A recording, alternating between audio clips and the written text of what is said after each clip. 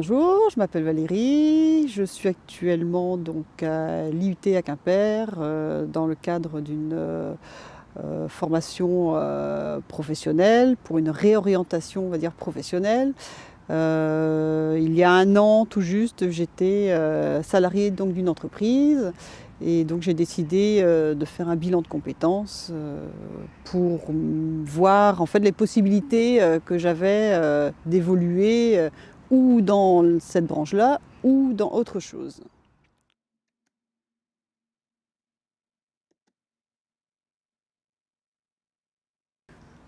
Je savais pas du tout ce qui allait en ressortir.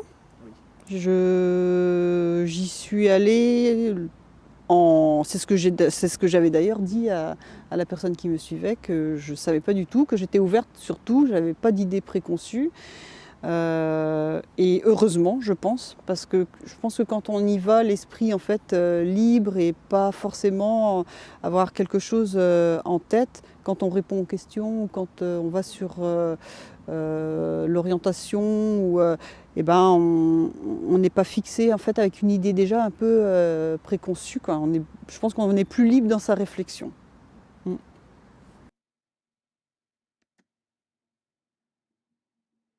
Et les tests de personnalité, pour voir vraiment si on se connaît déjà soi. Et puis, et ben non, on ne se connaît pas forcément bien parce qu'il y a des choses qui ressortent auxquelles on n'aurait sûrement pas pensé.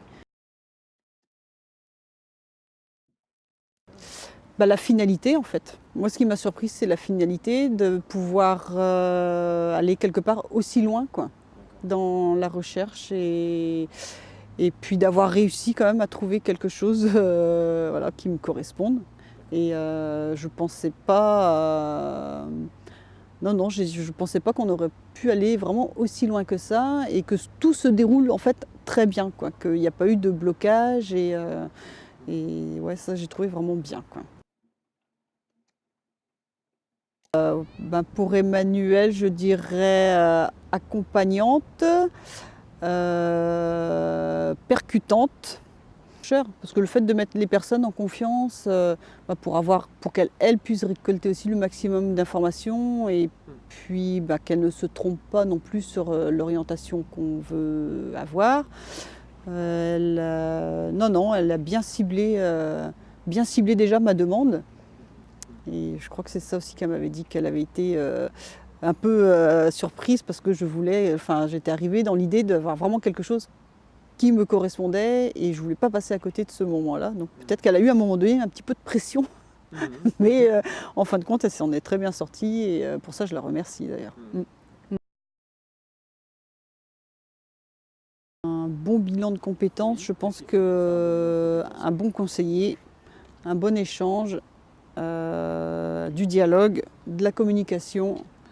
Et puis déjà je pense que là c'est les principales bases parce qu'à partir du moment où que ce soit le consultant ou la personne qui va faire un bilan n'est pas décidé à communiquer ou est là parce qu'il faut être là ou qu'on lui demande d'être là, ça ne fonctionnera pas. Je pense pas. Non. Honnêtement, si j'avais à refaire mon bilan de compétences, la seule chose peut-être que je modifierais, ce serait de le faire sur mon temps de travail. Ouais. Parce que, en fait, quand on en discute avec les autres, il y a beaucoup de personnes qui le font sur leur temps de travail. Voilà, ce serait peut-être la seule chose. Après, de la manière dont ça s'est déroulé, je ne change rien. Parce que je suis contente de l'aboutissement et de l'échange que j'ai pu avoir avec Emmanuel.